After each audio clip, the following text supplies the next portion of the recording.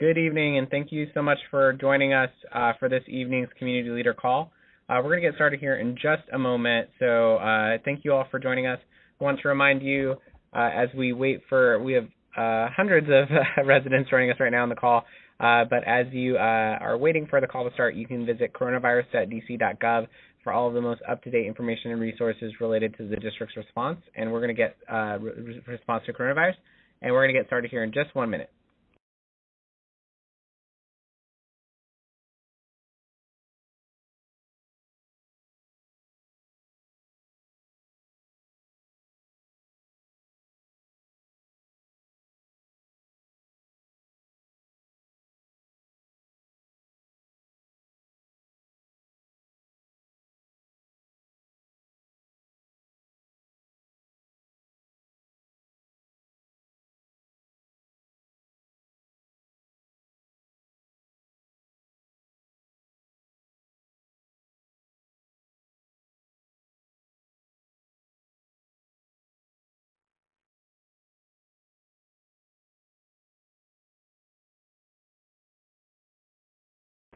Good evening, and thank you for joining us for this week's Community Leader Call. My name is Tomas Talmonte. I'm Deputy Chief of Staff to Mayor Muriel Bowser. We want to thank you for joining us this week and every week as we update you on the district's response and recovery efforts related to coronavirus. I want to remind everybody, again, for all of the most up-to-date information and resources, you can visit coronavirus.dc.gov. And we will have all of the different guidances from DC Health, as well as the daily situational update presentations from the mayor, and all other key information for you. Before we go into some updates, general updates, wanted to let everybody know on the call, today's testing at the firehouse locations has been canceled due to inclement weather. So those, all of our firehouse station testing sites will be closed this evening due to the storm that has rolled in. Also wanted to update everyone, today the mayor signed 2 mayor's orders to clarify. The first was to clarify and extend requirements related to wearing masks both indoors and outdoors in the district. And then the mayor also signed an order extending the district's state of emergency and public health emergency through October 9th of 2020. And, we want to be clear particularly with the mask guidance, but also with the extension of the public health emergency, that the virus is still circulating in our community and that we need residents to be vigilant about their behavior and choose their activities wisely. And the 3 most effective tools that we have to limit the spread of the virus continue to be staying at home when you can, maintaining 6 feet of distance between yourself and others, and wearing a mask. And while we appreciate that that residents have been following that guidance, with these orders, we're trying to make it even more clear that if you leave your home, you need to wear a mask. The only exceptions of when you should not be wearing a mask are for children ages 2 and under, a person who is in an enclosed office that no one else can enter, a person that is actively eating or drinking, or a person that is engaged in a vigorous outdoor exercise and is maintaining social distance of at least 6 feet from others. Again, wearing a mask protects others and will help us flatten the curve.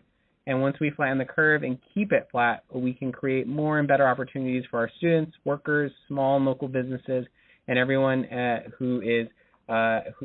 for all. So we want to continue to urge residents who are feeling sick or if they think that they may have been exposed to the virus to call their healthcare provider, get tested, and then as you wait for your results from your test, you quarantine. So we want to make sure that you are doing that. And thank you. And now we'll go to the Q&A portion of today's call. Today, for question and answer, joining us is Dr. LaQuandra Nesbitt from the D.C. Department of Health.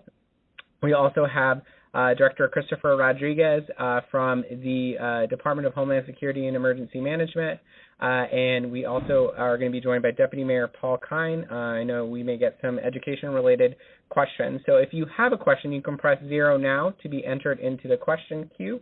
We will have the updated mask guidance as well as just some updated language for all of our guidances related to masks that will reflect the mayor's order up on the coronavirus.dc.gov website under phase 2 this evening. So be on the lookout for that. But again, if you have a question, you can press 0 now to be entered into the question queue. Before we go into questions, I just want to see if Dr. Nesbitt or Dr. Rodriguez, if you have anything you would like to highlight before we go into the Q&A portion. No, just Q&A. Thank you. Great. Thank you. Thank you, Tomas. Thank you, Dr. Rodriguez and Dr. Nesbitt. So we will first go to our first question, which is from Michelle Hannes in Ward 1. Michelle, your line is unmuted. My question was about testing. As I understand it, the testing results are coming back very slowly, and it defeats the purpose of testing. So I wanted to know what is being done about that.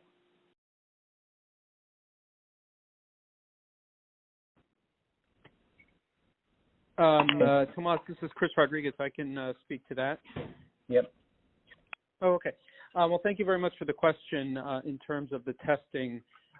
So we have seen a strong demand for our testing services here in the district among our residents, and so what we're trying to do is work very closely with not only our public health lab, but also with the national labs, which also are experiencing some delays in terms of the results that they're getting back. The Department of Health tracks the turnaround times for tests on a daily basis, and so, and Dr. Nesbitt can correct me if I'm wrong, but I believe today we were a little over 4 days in terms of our turnaround time, and so we are, and from a testing standpoint, and our strategy has been to make sure that we are maximizing and utilizing all available resources to make sure that we are doing everything we can to get our residents back their test results as soon as possible. But I think it's also a good opportunity to also emphasize that if you feel that you need a test, if you've been exposed to a positive COVID-19 individual, you should also call your doctor and make sure that you are communicating to your doctor that you need a test.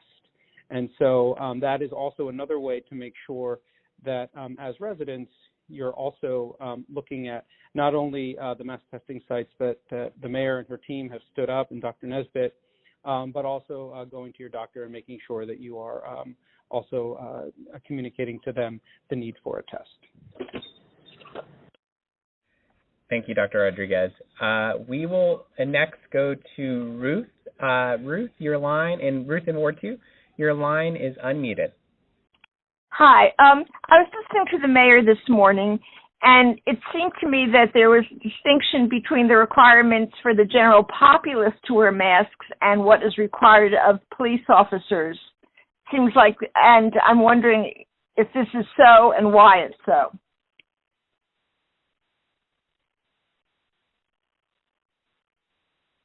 This is Chris Rodriguez again.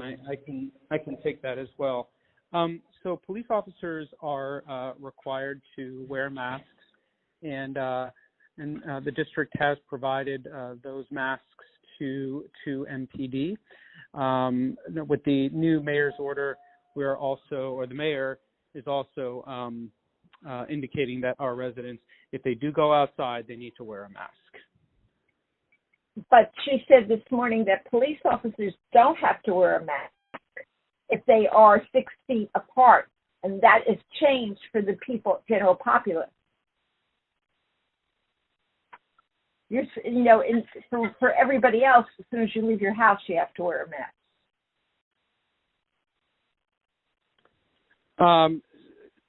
So, as I mentioned before, the MPD officers need to wear masks. And I think the mayor read from a letter that the chief had sent to his officers. So I guess I'm not understanding the question.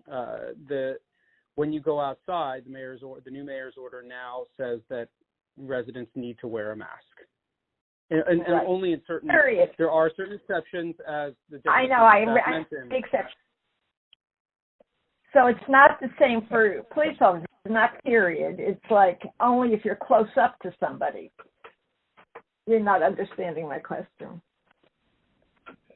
We're going to go to our next question. Okay. Apologies. Thank Okay. you. Thank you so much for your question. We're next going to go to Carlton in Ward 8. Carlton, your line is unmuted. Good evening, everyone. Carlton Mitchell Hill, Ward 8. My question is regarding the rise of the virus. If it continues to do so, will this affect the next phase of reopening?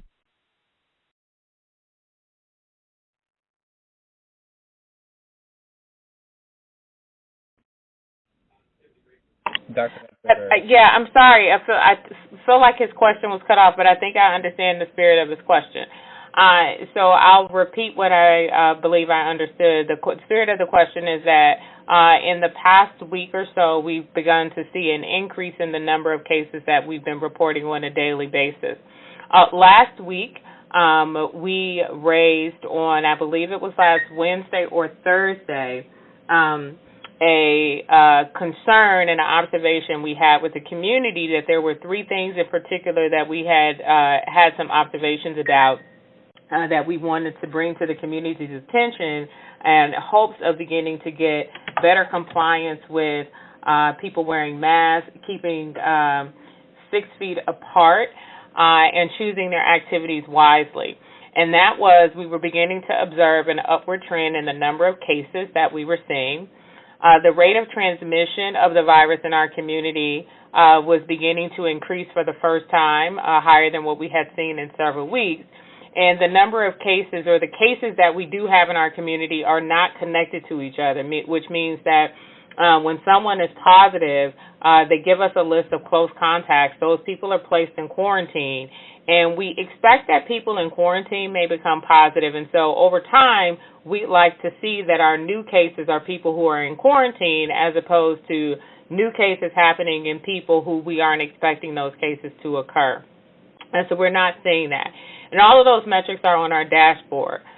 So the fact that we are seeing an increase in cases, and those cases are in people who we don't expect to see them in, gave us some concern. So we've started to do more analysis of why are we seeing these new cases and who are they. We're starting to see more cases in people under 40 since July 1st. And so before July 1st, out of the total cases that we had, about 41% of our cases were in people less than 40. Now 66% of our cases are in people less than 40.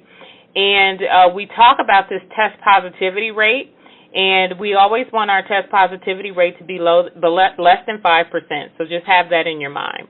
Right now, the test positivity rate for people above 40 is 2.5%. For people below 40 is 3.4%.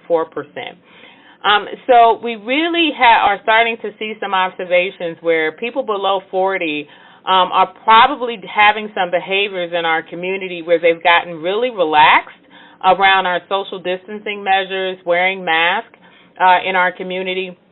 And we need to remind them that there's still a lot of virus circulating in our community, and they need to take COVID-19 coronavirus very seriously. The other thing that we've observed is that we have people in our community who are doing non-essential travel. And non-essential travel, as much as many of us like to, it's summertime and the calendar tells us that we should be on vacation. It's not wise and prudent to take vacations to places that we know are hot spots where there's lots of COVID-19. And when we've been interviewing people, we have found that there's close to 10% of the cases that we've seen since July 1st where people are telling us they've been to Texas, they've been to Florida, they've gone to the Carolinas, they've gone to beaches along the Atlantic coast. And these are things that we need people to reimagine. Or to think differently about how they have vacation. You've heard of staycations. We need people to do more of that. We also have seen, because these cases that are under 40 are not just happening in young adults between 21 and 40, they're also happening in people who are under 14. And so some of these trips that are happening are families who are taking their children to participate in youth tournaments, etc. So in order for us to be able to get our numbers to go back down in the right direction, we really need people to choose their activities wisely, to think very hard about what it is that they're doing, and to recognize that when you say to yourself, well, my family and I, or our family and another family, we're just going to take this small trip, and you're making that decision to do that, there's a ton of other people who are thinking just like you, and you're all going to a place that has a higher risk of COVID-19, and you're bringing that back to the district, and just days after your return, somebody in your family unit begins to have symptoms, and that all adds up over time and increases our numbers. Thank you, Dr. Nesbitt. Apologies, we have a little bit of a glitch on our system. I saw a question that we were going to go to next but dropped, but it was related to apartment guidelines in the new mask order, and wanted to, I can quickly answer that. As part of the new mayor's order on masks, we do, obviously if you're in your apartment or your own condo that you live in and reside in, and you're with family members indoor, you do not, in your own private home, you do not, in your private residence, you do not need to wear your mask if you're along with your family members of your family unit. But if you're in common areas of apartments, condominiums, cooperatives, you do need to wear a mask. You must wear a mask. So that is explicitly in the new mayor's order, and so want to make sure that question was answered. So apologies to our caller that we lost your question there. So we will go to our next question. We'll go to Sherry Freeman from Ward 7. Sherry, your line is unmuted. Hi, my question is school related. The news this week has suggested that a lot of the school districts are dropping like flies. Now, there are a lot of parents and maybe even staff who are disappointed that the mayor did not make her decision last week and has put that off until the end of the month. I certainly hope the mayor doesn't feel like she's being hijacked by staff driving by her house with signs, or she's being hijacked by the counties who have decided to do distant learning.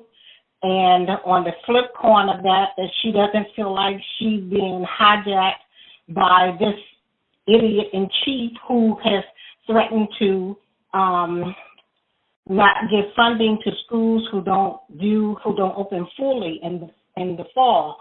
With that said, I'd like to know what her criteria is going to be for making her decision. Who is she? What information is she going to be using? Will she be talking with parents? Will she be talking with teachers? Will she be getting statistics from schools like overseas who have successfully been able to send their children back? What information will she be gathering to make that decision? Yes, Sherry. So we can actually go first to Deputy Mayor Kine, and then he can give an update on that. And then I know Dr. Nesbitt will have some points to add related to the public health side of that. So Deputy Mayor? Thank you, Tomas. And Terry, thank you very much for your question. This is Paul Kine, the Deputy Mayor for Education. And I think I would start by just trying to reassure you that the mayor is making her own decision, as she always does, based on the best information that she gathers and that we as a team gather to provide her with. So these external forces, the political forces and others that you've mentioned, really play no part in our decision about how we in DC want to manage our school system. And I also want to reassure you that we have been working for months, 3 or 4 months, on understanding, based on a variety of inputs, what the best decision for the fall might look like. So, for example, we have extensively interacted with families and parents. We did a survey that touched families representing more than 25,000 students. We have conducted focus groups with families at many schools across the city. We've engaged extensively with community-based organizations. We have talked at length with the Washington Teachers Union and other groups of organized teachers. We have worked with staff in schools to understand their needs and perspectives. And most importantly, we have engaged almost daily with our colleagues and scientists and medical professionals in the Department of Health to understand all that they were learning about the virus and the way that it spreads. And all of that goes to say that we, as the mayor has expressed, place a very, very high value on in-person instruction for all the reasons that one can imagine. It's better for student learning. It's clearly better for the social and emotional development of students and young people. And we clearly will want to provide as much in person as we possibly can, provided, and this is the big caveat, that the health conditions permit that. And Dr. Nesbitt, I'm sure, will share more deeply expert opinions on this than, will share the science on this better than I can. And I will simply share that the mayor currently is looking very closely at the kinds of community spread metrics that were talked about earlier, just to ensure that the city is in a position where we can safely reopen schools, even for some in person. Dr. Nesbitt, did you want to add anything to that? No, I think you covered it very well. In my previous long answer, since we don't have very much time to take a lot of questions, but my previous long answer about the metrics that was causing us concern are the types of public health indicators that we will continue to look at. And the mayor has already advised that she will make public the decision about the schools in the district on the 31st. And so we will continue to observe the public health conditions and make recommendations to the mayor at that time. Thank you, Deputy Mayor and Dr. Nesbitt. We'll next go to Dolores from Ward 8. Dolores, your line is unmuted. Hi, good evening, everyone. My name is Dolores. I'm from Ward 8. My question is, if you have no symptoms of COVID, should you still be tested? I've spoken with one of my colleagues, and they said that you could still be a carrier and not have any symptoms. So what we would, the advice that we give to people is to consult your healthcare provider to determine if you should be tested. And that's the first thing that we want individuals to do. There is something called asymptomatic COVID-19 and pre-symptomatic COVID-19, which is when an individual has the virus but has not yet begun to show symptoms, which is pre-symptomatic, and asymptomatic is when an individual has it and does not have, pre-symptomatic is when an individual has it, has not begun to show any symptoms, and asymptomatic is an individual has it and will never show any symptoms. It is believed that individuals who are both asymptomatic and pre-symptomatic have the ability to transmit the virus and are reasons why community spread and transmission continues to occur. Individuals who have not had a risk of exposure and are not displaying symptoms are not encouraged to get tested without a known risk of exposure. What do I mean by that? Individuals who are social distancing, wearing a mask, have no signs or symptoms, are not encouraged to go be tested just simply to know their COVID-19 status. Individuals who have a risk of exposure, have been in close contact with someone who participate in high-risk activities should consult their healthcare provider to make a decision as to whether or not being tested is appropriate. And that decision may be influenced by that individual's overall health status and other risk factors, including individuals who may live in their household. But it is not widely recommended that individuals who have been socially distanced, who have no known exposure to COVID-19, just go and get a test. Thank you, Dr. Nesbitt. We're going to take our next question from Ben in Ward 6. Ben, your line is unmuted. Hey, thank you. Good afternoon. I'll try to keep it simple. It's just about the food security in the district as it relates to the growing need. I think it's been out there, as we all know, for some time, but a report, I think, from the Capital Area Food Bank talks about a even larger number of people will be in need. And don't mean for you to have to repeat all the DC, but I should just, if you wanted to comment on that, we are in the position, I think, as a district to, together with the public supportive donations, to help with the food security issues that might get even worse before this is over. Thank you very much. This is Chris Rodriguez from Homeland Security and Emergency Management. Since the beginning of the pandemic, as we were looking to,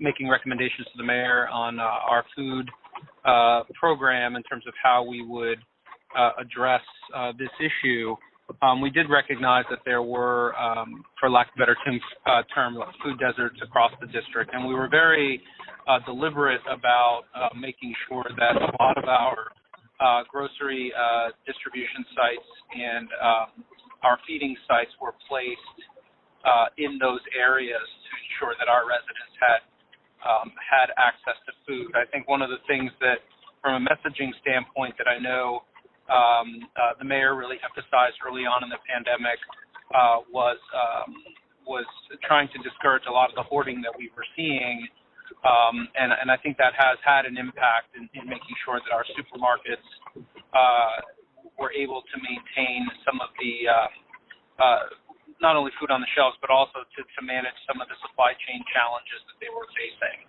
So I think this is an issue that we continue to look at, and one that, in terms of our feeding programs, that we really try to make sure is weighed toward those areas of the district that don't have as ready access to food. And we're going to continue to work with nonprofits, the Capital Area Food Bank, and make sure that they have requisite supplies to make sure that they're getting food out to the community. Thank you, Dr. Rodriguez. We have time for just 2 more questions. So we're going to go first to, sorry, one second. Our system is a little, there we go. We're going to go to Nani in Ward 3. Nani, your line is unmuted. Hi, thanks for taking my call.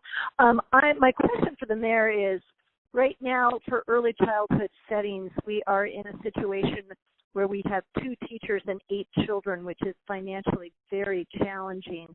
At the same time, we are being asked by lots of DCPS parents of pre-K 3 and 4s if we might have a place for them based on the limited capacity at our schools. And these numbers, this small group size is very different than the Maryland number, and the number for the same age cohort is different for child care than it is for DCPS. So I'm wondering if the mayor is going to consider changing that group size number to support early child care so we can get people back to work and support our families. So hi, this is Dr. Nesbitt, and we have looked at this issue extensively, and the child care setting is different than the school setting, in particular because of the inability for infants and toddlers to social distance and wear a mask, and that's the reason why the ratio was created at the level that it is. So we will continue to monitor the situation, and if we can make updates to the ratio, we will do that. Thank you, Dr. Nesbitt. And we will go to our last question. We have Joanne Samuels in Ward 2. Joanne, your line is unmuted. Yes. I live in a condominium where there are 3 families, and yesterday morning, a member of one of the families was rolled out on a gurney very early in the morning, and the EMT staff were all dressed in protective gear, and 2 of the family members came in the hallway, which is the common area, and they had on masks, and I just sort of peeked out of my peephole and saw what was going on. But we haven't been notified if this person is positive.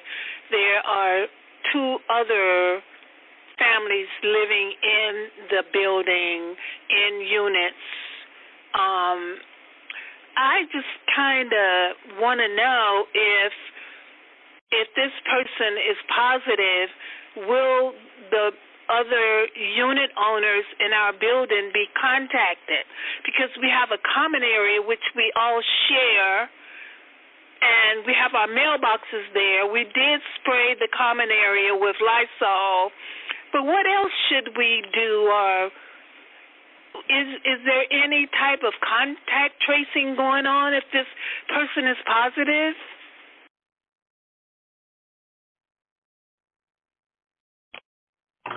So, hi, this is Dr. Nesbitt. Thank you for the question, and I will answer it broadly to the group based on the scenario that you provided. It gives us an opportunity to educate people on a number of things. Since the beginning of our response to COVID-19, the district's fire and EMS personnel have used a universal sort of precautions approach to responding to EMS calls, such that they protect themselves regardless of the individual's COVID-19 status, because they have no way of knowing whether or not the individual is positive or not. So based on the evolving set of symptoms that an individual may present with, you may see them arrive with a certain amount of protective gear on. The second thing is that on the coronavirus.dc.gov website, which I encourage you to review, we have outlined a guidance document for apartments, condominiums, and co-ops. And it lays out very clearly the expectations for what will be communicated and when if a resident is positive. And so it is not the expectation that everyone in the entire building is going to be notified of every single person's health status for clear privacy reasons. And I would ask people to think about themselves as well as their neighbors in terms of what should be disclosed. And we've been very thoughtful about this in terms of, as you have highlighted, there are common areas that people share, but the amount of time that you spend in those common areas and the amount of contact that you have with individuals should be sustained, being within 6 feet of someone for 15 minutes or more in order for the COVID risk to be there. And so if and when an individual tests positive and contact tracing does occur, anybody who lives, works, plays with someone who is positive will be notified that they have had an exposure in a confidential way. So we have given guidance to apartment, condominium, and co-op building managers. The website, the information is on the coronavirus.dc.gov website. So if you live in those types of environments, you can go there and you can see what guidance we have provided. But we didn't just post it there for those managers, building managers, to have to go and find it. We actively pushed it out to them on all of the distribution lists that we have for them through the various government agencies. And so that's what you can expect will happen if a person who lives in your building tests positive. Thank you, Dr. Nesbitt. And that's all we have time for today on questions, but I want to remind everyone, as Dr. Nesbitt just did, about the website, coronavirus.dc.gov. You will see under the Phase 2 tab, we have posted the language of the mayor's order related to the updated mayor's order on masks that is posted there. So you can read the full mayor's order there. We'll also have the mask guidance and other updates to our guidances posted there this evening. So again, that's coronavirus.dc.gov/phase 2, where you can view all of that, all of those documents. We want to thank you for joining us for this week's call. We'll be back here again next Wednesday at 5 p.m. And so we want to thank you all. And again, as always, follow us on all of the mayor's social media platforms, as well as coronavirus.dc.gov for the most up-to-date information and resources. Thank you and have a great evening.